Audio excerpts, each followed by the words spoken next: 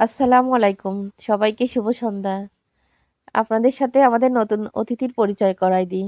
দেখেন তো কি ফাইন লাগতেছে। শুধু মানুষের বাচ্চা কি সুন্দর হয়? দেখেন পশু পাখিও কত সুন্দর হয়। মুখ লুকাচ্ছে। এই যে ফোনের যে ফ্ল্যাশ মারিছি মুখ লুকাচ্ছে ওর পায়ের নিচে গিয়ে। দেখেন কিভাবে খেলা করতেছে। অনেক কিউট তাই না? আসলে অবুঝ হলে যা হয় কিছুক্ষণ আগে কিন্তু ওর মায়ের থেকে আমাদের বাসায় চলে আসছে। তো এসেই মনে হচ্ছে এটা ওদেরই বাসা। দেখেন কিভাবে মুখ লুকাচ্ছে আমার এই ফ্ল্যাশ দেখে। আমার ছোট ছেলের অনেক ইচ্ছা ছিল একটা বিড়াল পালার। যে বিড়ালটাই বাসায় আসে বলে আম্মু এটা থাক এটা পালবো। তো সব বিড়াল কি আর বললেই পালা যায়? একদম পিচ্চিটা পালতে হয় যা শুধু আমাদেরকেই চিনবে।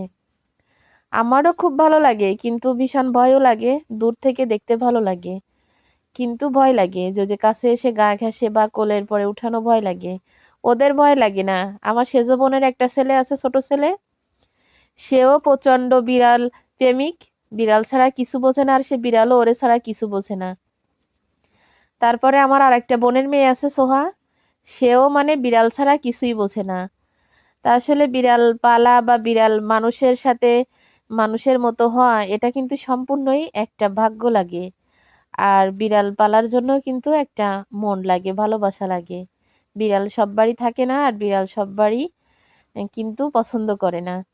ভালোবাসলেই সবকিছুই ভালোবাসা দিলে সবকিছুই সম্ভব। দেখেন তো কি আদর করিছে আনার সাথে সাথে ওর পুরাতন সোয়েটার কেটে তারে জামা বানাই দিচ্ছে। ও কি করে তাই দেখেন। ওর একটু খেতে দেব দুধ বের করে রাখা হয়েছে বেসিনের ভিতরে। দুধটা একটু বরফ কমলে তারপরে গরম করে ওরে দেব খেতে। তো দোয়া করেন ওরে যেন আমরা মানুষের মতো আমাদের মতো রাখতে পারি।